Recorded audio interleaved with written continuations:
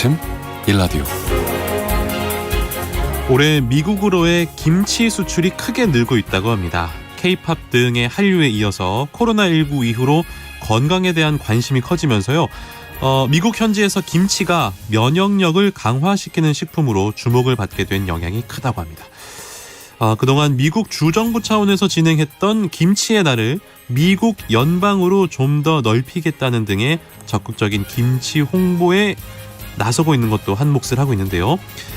그런데 정작 국내에서는 올해 김장철 배추 소비가 사상 최악이라고 하네요. 김장 소비가 부진으로 가을 배추 재고가 쌓여있는 상황인데 겨울 배추 작황까지 좋아져서 생산량이 크게 늘어날 거라고 합니다. 김치를 수출하고 세계에 알리는 것도 물론 중요합니다. 그래도 우리 음식, 우리 문화니까요. 우리부터 김치를 아끼고 즐겨 먹는 문화를 잘 지켜나가는 게 중요하겠습니다. 아직 12월 초기 때문에 여력이 되시는 분들은 배추 소비 촉진을 위해서 배추 몇 포기 아니면 절임 배추로 김장 또 조그만하게 해보는 것도 좋을 것 같습니다. 저도 올 겨울에 김치 많이 먹는 걸로 열심히 배추 소비 해볼게요. 12월 8일 목요일 오늘 아침 1라디오 출발합니다. 안녕하세요. 아나운서 강승화입니다. 오늘 아침 1라디오 오늘도 여러분과 생방송으로 함께하겠습니다. 방송에 참여하실 분들 단문 50원, 장문 100원이 드는 유료 문자 샵 9730 이용하셔도 되고요. 유튜브에 KBS 1라디오 공식 채널 검색하고 들어오시면 채팅창에 참여하실 수 있습니다. 콩 어플리케이션에서도 1라디오를 보이는 라디오로 함께 하실 수 있습니다.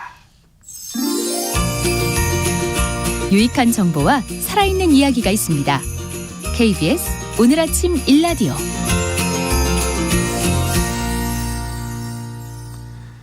농림축산식품부가 오는 20일부터 조직 개편을 단행합니다. 농식품부의 이번 조직 개편은 어떠한 의미가 있고 또 어떻게 농정 추진 체계가 바뀌는지 궁금한데요. 그리고 올해 공공비축미 정부 매입 가격 지난해보다 10% 이상 하락할 것이라는 전망이 나오고 있습니다. 농수산 이슈, 오늘은 농식품부 조직 개편과 현장 반응, 공공비축미 매입가 전망까지 함께 알아볼게요. 한국농정신문 원재정 기자 연결합니다. 안녕하세요. 네, 안녕하세요. 한국농정신문 원재정입니다. 농림축산식품부가 곧 조직 개편을 하는군요. 네, 그렇습니다. 농림축산식품부만 단독으로 조직 개편을 하는 것은 아니고요. 51개 정부 부처에서 기구와 인력을 재배치하는 직제 개정을 추진 중에 있습니다. 이 중에서 20개 부처의 직제 개정안이 지난 6일 열린 국무회의에서 심의 의결됐고 이 안에 농식품부가 포함되어 있습니다. 그러면은 농림축산식품부 조직이 어떻게 달라집니까? 네, 농식품부 조직 개편 관련해서 지난 화요일 정부 세종청사 농식품부 기자실에서 브리핑이 있었는데요. 박순현 농식품부 정책기획관이 이번 조직 개편이 어떤 방향에서 추진됐는지 또 앞으로 어떻게 농업정책이 구현되는지 구체적인 설명을 했습니다. 우선 현재 농식품부는 장관 차관 아래 차관보, 기획조정실, 식품산업정책실 이렇게 1차관보 2실이 있고요. 또 그 아래 정책기획관, 농촌정책국, 농업정책국 이렇게 13개의 국과 관이 있습니다. 네. 또 그 아래에는 51개의 과와 팀 체제였는데요. 오늘 20일부터는 차관보가 폐지되고 농업혁신정책실이 새로 설치됩니다. 그래서 기획조정실, 식품산업정책실에 농업혁신정책실까지 3개의 실이 생기고 동물복지 환경정책관이 신설되면서 기존 13개의 국이 14개 국으로 개편됩니다. 그리고 팀과 과를 합해서 51개였던 현행 조직은 반려산업 동물 의료팀이 하나 더 생겨서 52개로 늘어납니다. 그렇군요. 그러면 이번 농식품부 조직 개편의 특징을 한번 짚어볼까요? 예, 몇 가지 의미 있는 것들이 있습니다. 우선 농식품부 브리핑을 토대로 농식품부 입장에서 좀 설명드리겠습니다. 네. 윤석열 정부 출범 반년이 지났는데요. 농식품부는 새 정부의 국정과제를 실현하고 미래 농정 수요에 선제적으로 대비하기 위해서 기능 조정을 했다 이렇게 밝혔습니다. 근데 농식품부와 그 소속기관 직제 시행 규칙에 관한 일부 개정령안을 입법 예고한 상태인데요. 입법 예고 기간이 6일부터 12일까지거든요. 이 입법 예고 기간이 끝나면 오는 20일부터는 새로운 조직도로 농식품부가 개편되는 겁니다.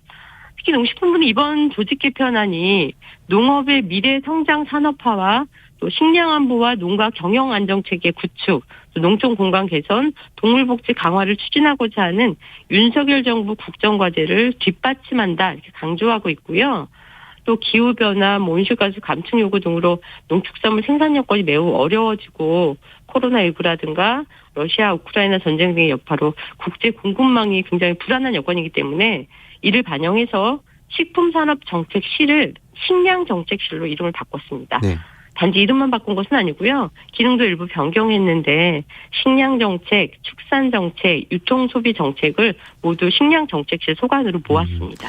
식량 정책에 중점을 두겠다라는 의지로 해석을 하면 될 것 같은데 농식품부가 강조하는 의미 있는 변화도 어떤 게 있을까요? 예, 식량 문제의 안정성을 높인다는 것 외에 농식품부는 미래 농정 수요에 대비한다는 것을 강조하고 있습니다. 현행 농업생명정책관을 농식품 혁신정책관으로 개편한 부분이 이런 미래 농정 수요 대비 차원이다 이렇게 볼 수 있는데요.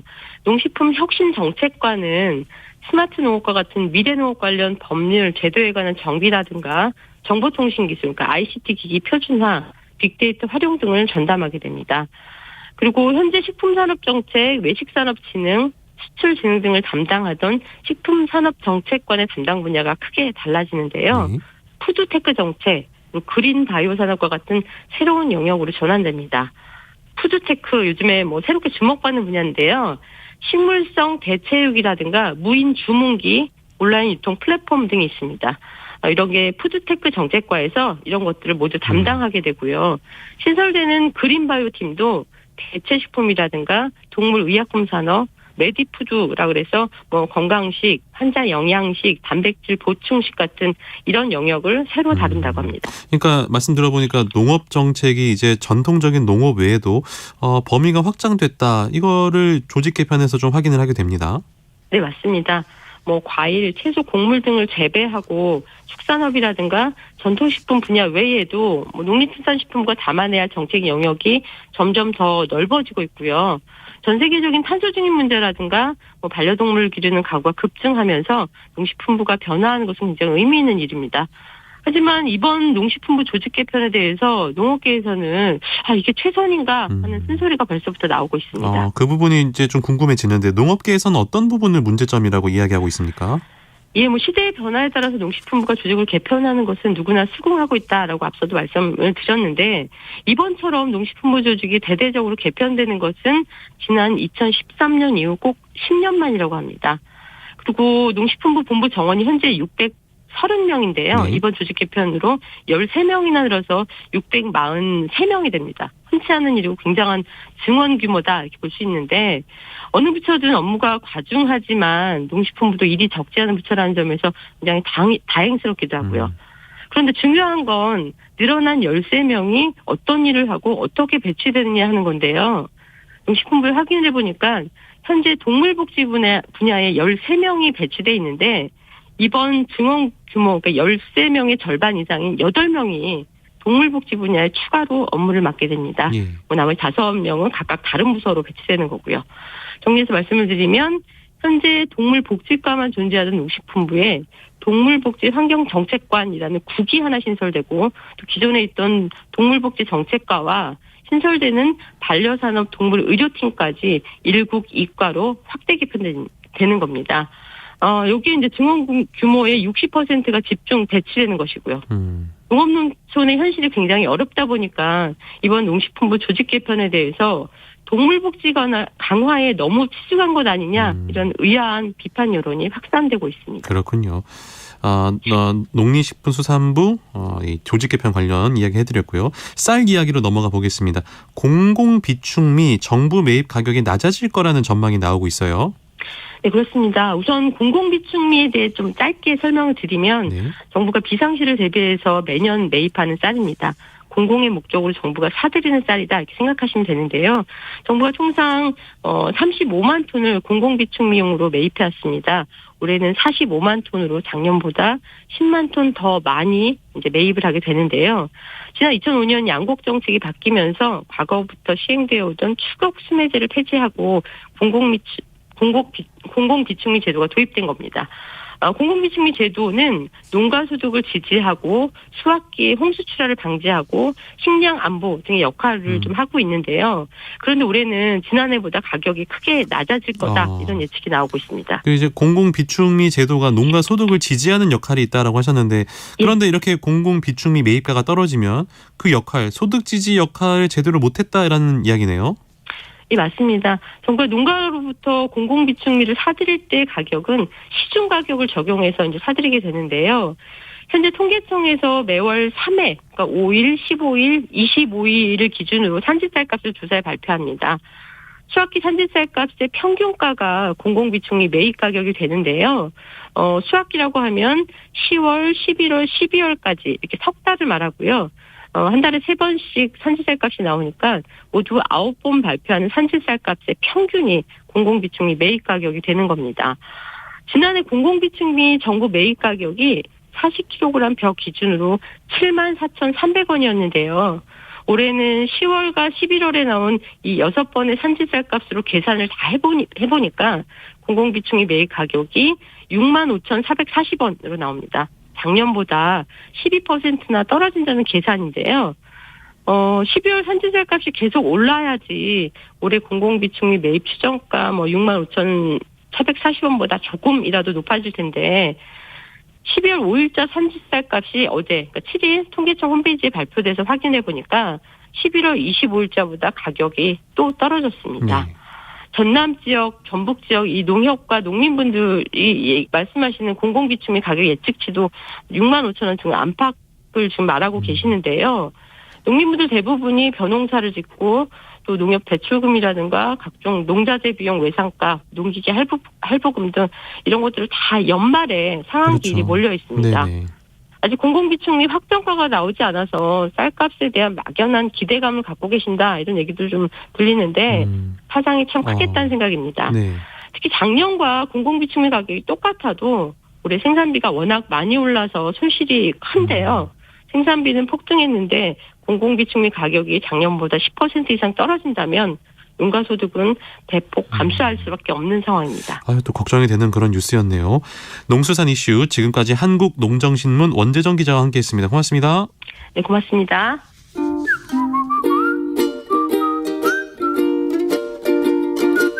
오늘 아침 1라디오 강승화 아나운서의 진행으로 듣고 계십니다.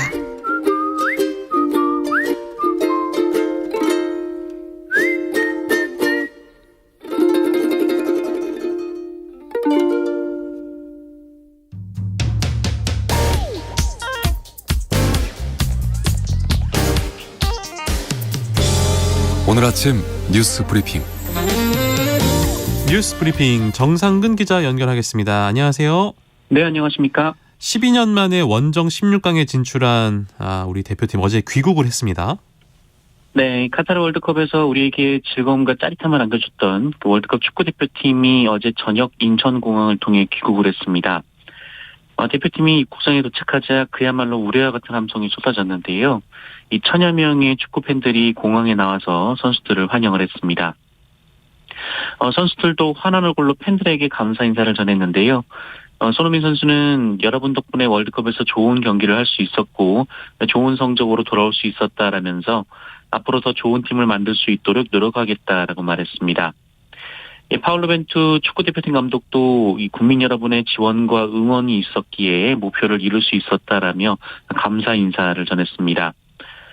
선수들은 이후 집으로 돌아가 휴식을 취했고요. 오늘 윤석열 대통령의 환영 만찬에 참석을 합니다. 대통령 사령탑인 벤투 감독은 이번 월드컵을 끝으로 고국 포르투갈로 돌아가고요. 또 손흥민, 김민재, 황희찬 선수 등 해외파 선수들은 이달 말 재개하는 리그 참여를 위해 곧 소속팀에 복귀할 예정입니다. 네, 우리 선수들 고생 많았습니다. 정부와 화물연대가 국제노동기구 ILO 총회에서 맞붙었다고요? 네, 고용노동부가 어제 이 싱가포르에서 개최된 국제노동기구 ILO 아시아 태평양 지역 총회에 참석해서 화물연대의 집단 운송 거부는 국가 경제에 심대한 영향을 미치고 국민의 생명, 건강, 안전을 심히 위태롭게 할 수 있다라면서 불가피하게 법률에 근거한 업무 개시 명령을 발동했다라고 밝혔습니다. 이 ILO가 며칠 전 정부에 서한을 보낸 바 있는데요. 이에 대한 정부의 입장을 설명한 것입니다. 반면 그제는 이 민주노총 측이 기조연설을 했는데요. 이 민주노총은 업무 개시 명령은 파업권 부정이라며 정부가 파업 참여 노동자를 협박하고 있다라고 주장했고요. 양경수 민주노총 위원장 등은 ILO 사무총장 등에게 서한을 보내서 한국 정부의 ILO 협약 위반 심각성이 커지고 있다라며 ILO 등의 추가적인 개입이 필요하다라고 주장하기도 했습니다. 한편 국토교통부는 업무 개시 명령에 불응한 이 시멘트 화물차 기사 한 명이 이 정당한 사유 없이 업무 개시 명령을 거부하고 있다라며 경찰에 고발을 했습니다. 이 업무 개시 명령 불응과 관련된 첫 제재인데요. 아울러 정부는 이르면 오늘 이 한덕수 국무총리 주재로 임시 국무회의를 열고 시멘트에 이어서 이 철강, 석유화학 분야에도 이 추가 업무 개시 명령을 발동할 방침으로 전해졌습니다. 이태원 참사 다음 날 정부가 압사라는 단어를 제외하자라는 결정을 내렸었다고요? 네, 이태원 압사 참사가 벌어진 다음 날 오전 윤석열 대통령 주재로 중대본 회의가 긴급 소집됐는데요. 이 자리에서 이 희생자 장례 지원, 국가 애도기간 선포 등과 함께 이번 참사를 어떻게 부를지, 그러니까 이 명칭을 둘러싼 논의도 이루어졌습니다. 그런데 정부가 사고 명칭에서 압사라는 단어를 빼기로 결정했다고 KBS가 보도했습니다. 그리고 이 결정은 같은 날 오후 사고 수습을 위해 모인 유관기관 관계자들의 메신저 대화방에서도 그대로 전파됐다라고 하는데요.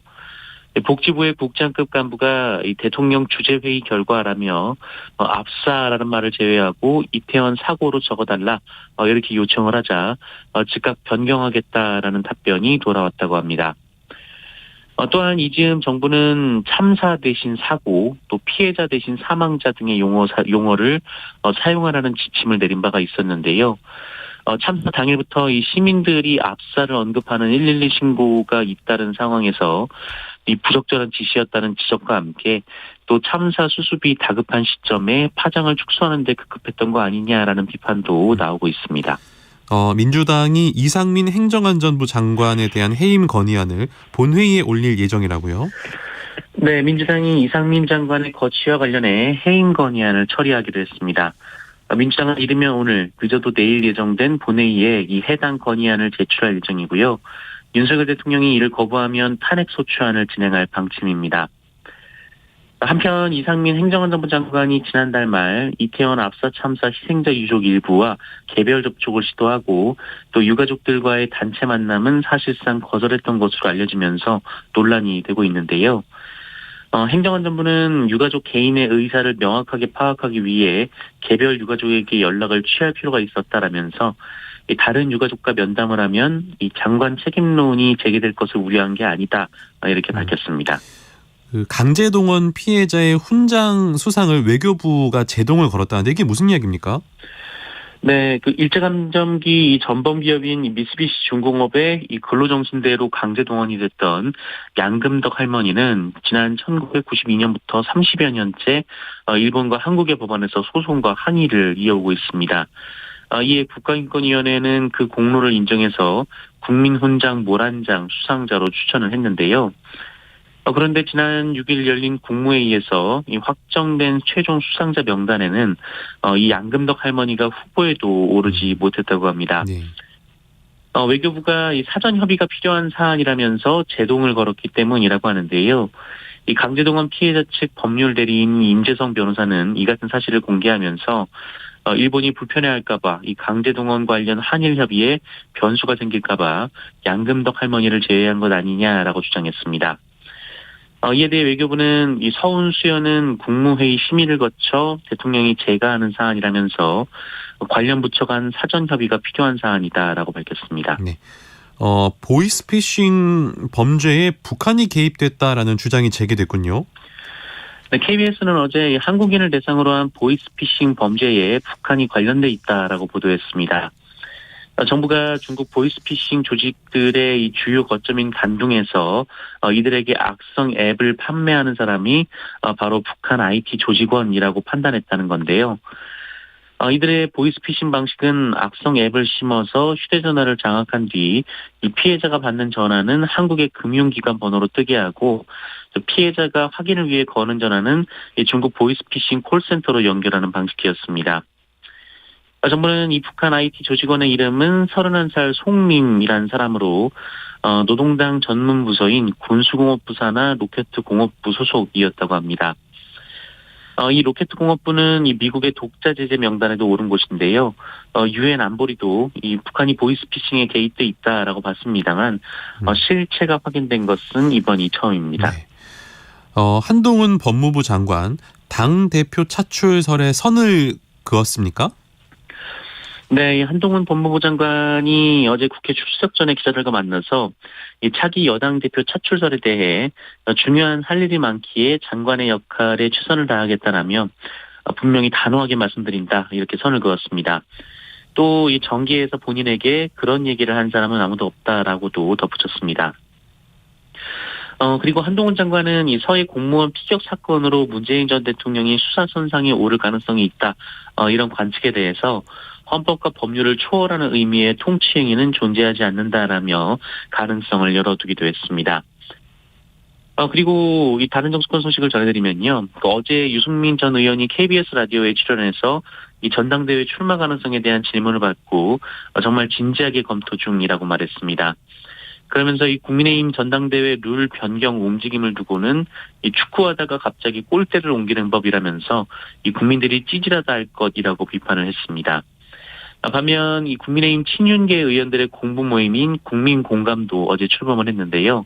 국민의힘 의원 117명 중 71명이나 참석을 했습니다. 한편 민주당 이재명 대표는 검찰 수사를 두고 연출 능력도 형편없다라면서 이 남욱이 연기하도록 검찰이 연기 지도를 한 것 아니냐 이렇게 비판을 했는데요. 이에 남욱 변호사는 이 캐스팅하신 분이 발연기를 지적하셔서 송구스럽다라고 말하기도 했습니다. 네.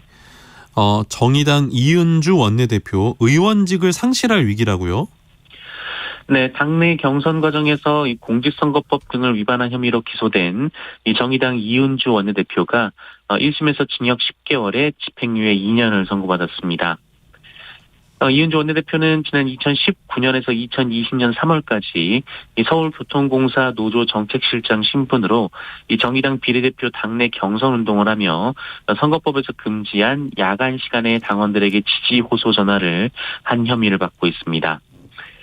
또한 공사 노조원 77명에게 정치자금 312만 원을 위법하게 기부를 받고 37만여 원의 식당당의 식사를 제공한 혐의도 유죄로 인정이 됐습니다. 형이 확정되면 이은주 원내대표는 의원직을 잃게 되는데요. 매우 유감이고 실망이라며 이 법원 판결을 비판하기도 했습니다. 요즘에 부동산 시장이 굉장히 위축되어 있는데요. 그런 네네. 이 위축된 분위기가 둔촌 주공 분양으로 드러났습니까? 네, 1만 2천여 세대가 들어서는 서울 둔촌 주공 아파트 재건축 단지가 분양을 시작했는데요. 이 막상 뚜껑을 열어보니까 위축된 부동산 시장의 분위기가 그대로 반영이 됐다라는 평가를 받고 있습니다. 이 조합원 물량 등을 제외한 3,600여 세대의 일반 분양 성적표는 이 평균 경쟁률 3.69대 1이었는데요. 낮은 경쟁률은 아니지만 올해 서울에서 분양한 15개 단지 평균 1순위 청약 경쟁률이 21.5대 1이었던 것과 비교하면 이 분위기는 확실히 얼어붙은 것으로 보입니다. 네. 이 단지의 인기 평형인 84제곱미터의 분양가가 12억 원이 넘는데요.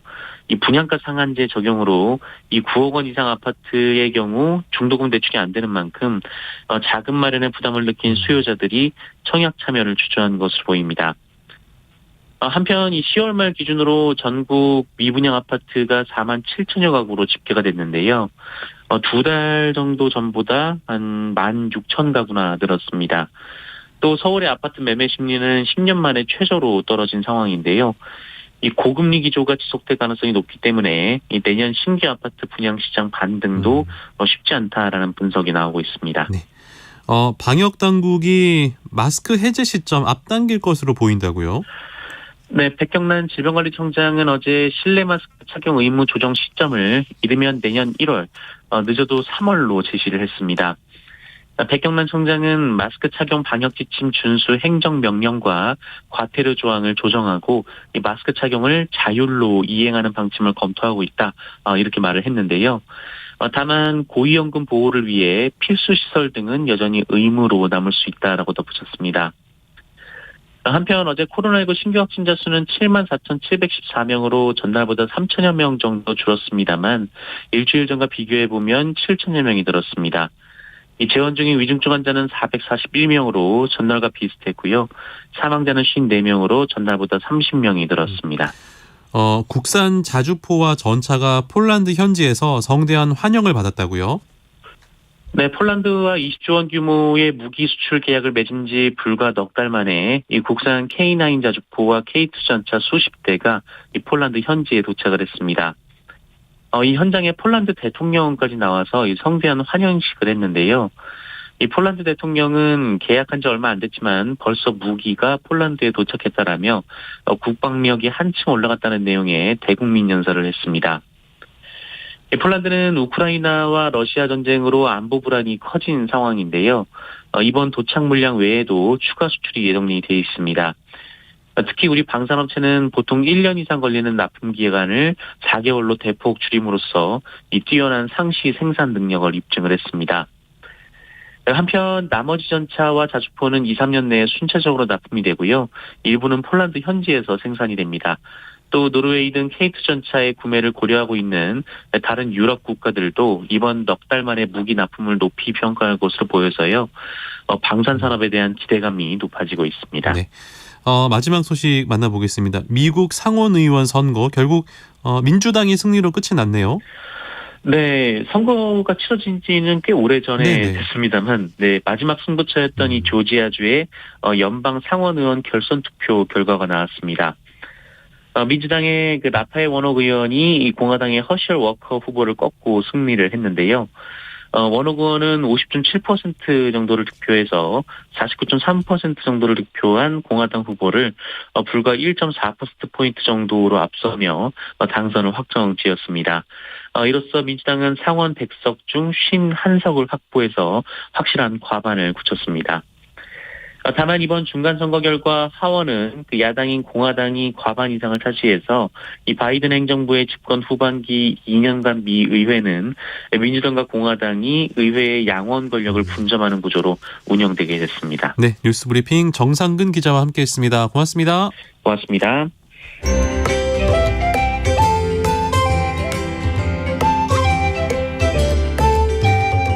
상쾌한 하루의 시작. KBS 오늘 아침 1라디오. 농어촌에서 발생할 수 있는 법적 분쟁 상황을 보다 현명하고 지혜롭게 대처할 수 있는 방법 배워보는 시간입니다.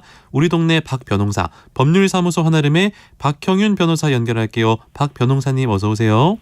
안녕하세요. 어제가 절기상 대설이었는데요. 서울엔 눈이 안 왔거든요. 거기 계시는 지역에는 눈이 좀 내렸습니까? 당연히 왔죠. 전주에 눈 왔어요? 뭐 지난주에 조금 왔었어요. 많이는 안 왔고요. 아니 어제. 어제는 안 왔고 지난주였어요. 서울도 엊그제 왔습니다. 엊그제 왔어요? 그러니까 대설인데 어제가 대설이었는데 어제는 안 왔고 지난주에 좀 눈이 많이 왔다고요? 예, 지난주에 왔습니다. 예. 그 날씨가 참 건조하잖아요. 네. 산불 소식이 좀 많이 전해지고 있더라고요. 아무래도 좀 그렇죠. 네. 그리고 이렇게 농사가 끝나고 나면 옛날에는 정말 많이 이제 이렇게 볏짚이나 이런 거 많이 태웠었는데 지금도 네네. 많이는 아니에요. 좀 태우거든요. 네. 좀 태우면서 이제 불이 좀 상당히 나죠. 여기 저희 지역에도 불이 좀 크게 나가지고 완주군이라고 네. 불이 굉장히 크게 나가지고 뉴스에도 굉장히 많이 나왔었는데 아무래도 그렇게 논두렁이나 이런 데 태우다 보면은 산불로 이어지는 경우가 많아가지고 심각하죠. 그래서 아마 오늘 또 이제 그런 사례를 준비를 하긴 했는데 조심하셔야 됩니다. 굉장히 위험합니다. 알겠습니다. 이제 겨울이 되면서 산불 위험 가능성이 굉장히 커지는데 오늘은 또 어떤 사례인지 일단 듣고 나서 이야기 이어가겠습니다. 네.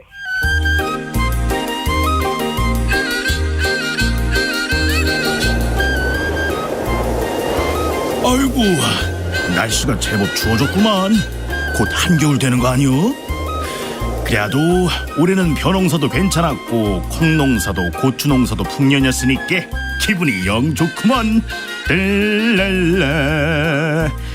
자, 그러면 올해 농사도 다 끝났으니까 수확하고 나온 부산물들을 좀 깔끔하게 소각 좀 해야겠구만.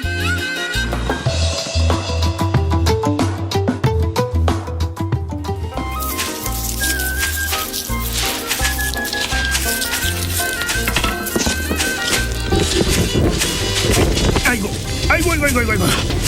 볏집에 고추대, 콩대에 양이 많기도 하네. 근데 태우니까 공기가 안 좋아지긴 하겠구먼. 기침나는 걸 보니까. 그래도 어쩔겨. 한 해 농사 짓고 남은 부산물을 어디다 버린대? 소각하는 수밖에 없는 거요. 그러면 하는 김에 해충도 없애야 하니까 논두렁도 살짝 태워야 쓰겠구먼.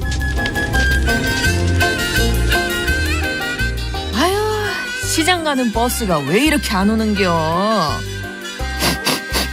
근데 이게 뭔 냄새예요? 오메 저 연기 보소? 저쪽이면 철봉씨네 논 아니요? 아니 불법 소각하지 말라고 그렇게 교육하는데 또 태우는겨?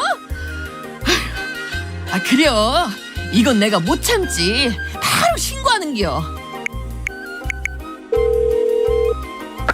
네, 군청입니다. 수고 많으셔요. 근데 우리 마을이 청정지역 맞지요? 그렇죠. 공기도 좋고 물도 맑고. 근데 그건 왜? 근데 지금 우리 동네에 불법 소각하는 사람이 있어서 이 쾌쾌한 냄새가 코를 찔러요. 어쩐대요? 시방 논두렁까지 태우는데 이 건조한 날씨에 불이라도 번지면 어쩌냐고요. 지는 지금 버스 타고 장에 갈 일이 있으니까 현장 출동 좀 부탁드릴게요. 그럼 이만. 네. 참. 주민분들한테 영농 부산물 불법 소각하면 안 된다고 수시로 교육도 하고 안내서도 열심히 전달하는데 왜 자꾸 이런 민원이 들어오는지 모르겠네. 과태료 부과한다고 하면 또 여기저기서 원성이 자자할 텐데 어떻게 하면 좋을까요? 네, 오늘의 사례 들으셨는데요. 제가 아까 어제 서울에 눈이 안 왔다고 그랬는데 조금 내렸다고 합니다. 다행이네요. 쬐끔 내렸대요. 다시 사례로 돌아와서 이제 논두렁 이렇게 이제 태우시는 사례인데 요즘에도 농촌 지역에 이렇게 태우시는 경우가 많은지, 그리고 이렇게 좀 태우면 진짜로 병해충 방지에 도움이 되는지 궁금합니다. 태우는 경우도 상당히 많고요, 아직도요. 네. 일단은 과학적으로 태워서 이렇게 병해충 예방이나 이런 거에 도움이 된다. 그런 효과가 있다. 반대입니다. 효과가 없어요? 없답니다. 연구 결과가. 연구했대요, 이거를? 연구를 많이 했죠. 이게 저 같은 이제 잘 모르는 사람들은 딱 태워버리면 벌레도 죽고 살균 될 것 같아 그런 느낌이 있는 건데 그게 아니라는 거죠? 그렇죠. 이제 그렇게 큰 효과가 없고요. 네. 그냥 오히려 그냥 그거를 이렇게 분쇄해가지고 논이나 밭에 뿌려주면 거름이 되는 거는 맞다고 합니다. 분쇄해서 뿌리는 거는 도움이 되는데 태우는 거는 병해충 방제에 큰 도움이 안 된다, 이런 연구 결과가 있다고 합니다. 네. 그러면은 지금 오늘 사례처럼 논두렁이라든지 밭두렁 이렇게 태우는 게 불법 행위로 지금 돼 있습니까? 이게 여러 가지 측면이 있는데 네. 일단 과태료 부과나 형사 처벌을 할 수 있는 그런 불법 행위로 보기는 어렵습니다. 그거 어떻게 되는 건가요? 그냥 기본적으로 폐기물 관리법에서 이런 걸 관리를 하고 있거든요. 네네. 근데 논두렁 밭두렁을 태우는 행위를 불법 소각으로 간주하기 어렵고, 그다음에 그거를 이제 볏집이나 콩대, 깨대 이런 것들을 그냥 방치한다고 해서 또 그것도 불법 행위로 보기는 어렵고요. 다만 이제 이런 게 있어요. 어떤 거요? 볏집 같은 영농 부산물 이 자체가 그냥 논두렁만 태우는 거는 문제가 안 되는데. 네. 우리가 아까 말씀드렸던 벼, 보리, 옥수수, 콩 이런 게 다 이렇게 태울 수 있는 부산물이 나와요. 네. 네, 이 부산물들 같은 경우에는 기본적으로 생활 폐기물에 해당이 되는 거고 이것을 그냥 노천에서 소각을 한다. 네. 네, 그도 폐비닐 이런 것들도 있거든요. 비닐 있죠. 비닐 많죠. 네, 이런 거 소각하는 거는 그 폐기물관리법 위반해서 관리를 하고 있어요. 그래서 이거 노천에서 그냥 소각을 하면은 그런 경우들은 이제 우리가 과태료 같은 거를 부과할 수 있습니다. 그러니까 정리를 해보면 뭐 폐비닐이라든지 생활 쓰레기가 섞이지 않은 영농 부산물만 이런 뭐 논밭이 아니라 아궁이에 넣고 태워서 뭐 연료로 썼다. 이런 거는 문제가 전혀 안 된다라는 말씀이신 거네요. 네, 그냥 아궁이에서 태우는 거는 그냥 뭐 이렇게 연료로 때우는 경우들이 있어서 네. 여기까지 뭐 과태료 부과하지는 않습니다. 알겠습니다. 좀 이런 점들을 좀 참고하셔야겠는데 방금 말씀드린 거 말고도 좀 예외적인 경우가 있습니까? 상당히 있고요. 우리가 이제 생각해 볼 수 있는 게 이런 것들이 있어요. 우리가 이제 좀 가구 수가 50호 미만이거나 네. 뭐 상간 도서지역 같은 경우에는 뭐 이제 지자체 조례에 따라서 이런 영농부산물을 소각하는 걸 허용하는 그 지역들이 있습니다. 아, 영농부산물도 허용을 한 지역도 있다는 거죠?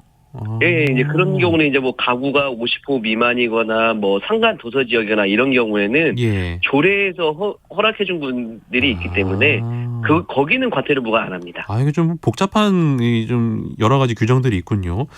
그렇죠. 예. 오늘 사례를 보면 군청 공무원이 이제 뭐 불법 소각 교육도 많이 하고 안내도 했는데 영농 부산물 이거 좀 그럼 어떻게 처리를 하도록 되어 있습니까? 이게 하도 문제가 많이 돼서요. 예. 그리고 이제 도농 지역이 굉장히 많아졌어요. 그렇죠, 네, 이렇게 그렇죠. 네. 농촌 지역도 이제 이렇게 아파트 같은 게 많이 생기고 해서 네. 그러다 보니까 이게 매연이나 이런 것 때문에 다툼이 많아가지고 요즘 같은 경우는 아예 그냥 이동식 파쇄 차량을 가지고 다니면서 파쇄를 해가지고 경작지에 바로 살포를 해줍니다. 그럼 퇴비가 되겠네요, 이거는. 그렇죠. 이제 퇴비가 되죠. 그러니까 태우지 말고 이제 뭐 이동식 파쇄기인가요? 파쇄 차량인가요? 예, 이동식 파쇄기입니다. 파쇄기. 파쇄기를 이제 가지고 와서 좀 예. 파쇄한 다음에 살포를 한다 이런 식으로 처리를 하는군요. 근데 그 폐비닐 같은 것들은 그러면 이렇게 태우면 안 되는 거니까 어떻게 처리를 해야 됩니까? 폐비닐이나 생활 쓰레기 같은 경우에는 네. 우리가 이제 허가된 폐기물 처리 시설이 있어요. 뭐냐 이것도 이제 설치하는데 굉장히 문제가 되고 용량을 초과한 경우도 있고 막 그러기는 하는데 네. 일단은 폐비닐이나 생활 쓰레기는 그렇게 허가된 폐기물 처리 시설에서만 처리를 해야 되는 거고 노천이나 뭐 가정 뭐 이런 데서 뭐 소각하면은 무조건 과태료 부과됩니다. 그 불법 소각 관련해서 그럼 과태료 얼마 정도 내야 되나요? 기준 자체가 이제 뭐 이렇게 그거를 영리 활동으로 이제 폐기물을 소각하는 경우들이 있어요. 사업하는 사람들. 네네. 그분들이 이제 그냥 한 번 태울 때마다 100만 원씩이고 그 외에는 50만 원씩 이게 부과가 되니까 네. 일반적으로 농민들이신 경우에는 50만 원씩 부과가 될 겁니다. 이런 점들 무조건 조심하셔서 비닐이라든지 생활 쓰레기 이런 거는 함부로 소각하지 않는 그런 태도가 좀 필요해 보입니다. 이제 겨울 되면 산불에 대한 경각심이 커지는데 네. 지난달에 산림보호법 시행령 일부 개정안이 공포가 됐어요. 그래서 산림 인접 지역에서는 소각 행위가 전면 금지가 된다고요? 네, 그 규정이 바뀌었고요. 네. 이제 산림보호법 시행령이 개정됐어요. 그래서 이제 산림 인접 지역은 산림으로부터 100m 이내인 토지거든요. 네. 아주 논밭이 많이 있죠. 100m 이내면 산림으로부터. 많이 있겠죠. 예. 네, 그래서 이런 데서는 이제 소각행위가 완전히 금지가 되고요. 만약에 이제 이렇게 소각행위를 하게 되면은 100만 원 이하의 과태료를 또 부과받을 수가 있고요. 네. 네, 만약에 이제 그게 불을 냈는데 누가 보면은 진짜 산불 난 줄 알잖아요. 그렇죠, 그렇죠. 그래서 소방서에서 출동하는 경우도 있단 말이에요. 네네. 네, 그렇게 이제 오해를 일으켜서 소방차가 출동하면 또 20만 원 이하의 과태료를 부과할 수 있습니다. 알겠습니다. 어쨌든 이 불이라는 게 언제 어디서 날지 모르는 거기 때문에 그리고 또 이렇게 뭐 소각하시다가 남아있는 불씨가 또 산으로 갈 수 있기 때문에 항상 좀 조심하는 그런 자세가 필요해 보입니다. 네. 자, 우리 동네 박변홍사 지금까지 박형윤 변호사와 함께 이야기 나눠봤습니다. 오늘 말씀 고맙습니다. 감사합니다. 네, 날씨 좀 전해드릴게요. 오늘도 큰 추위 예보는 없습니다. 다만 지역에 따라서 안개와 건조한 날씨 전망이 있습니다. 중부지방과 전북 내륙을 중심으로 오전까지 짙은 안개가 끼는 곳이 있겠습니다. 그리고 도로와 인도에 비나 눈이 얼어서요. 지면이 미끄러운 곳이 많다고 하니까요. 운전도 조심하시고 걸을 때도 조심조심 하시기 바랍니다. 동해안과 강원 산지 그리고 일부 남부지방 오늘도 건조특보가 내려져 있습니다. 저희가 앞서 사례에서도 말씀드렸지만 화재 발생하지 않도록 화재 예방에 주의를 기울여 주셔야겠습니다. 오늘 아침 최저기온은 영하 5도에서 5도고요. 낮 최고기온은 서울 기준 7도 등으로 전국이 5도에서 14도 정도가 될 전망입니다. 자, 오늘 아침 일라디오 오늘 순서도 여기까지입니다. 오늘 추운 날씨에 건강하고 안전한 하루 보내시기 바랍니다. 아나운서 강승화였습니다. 고맙습니다.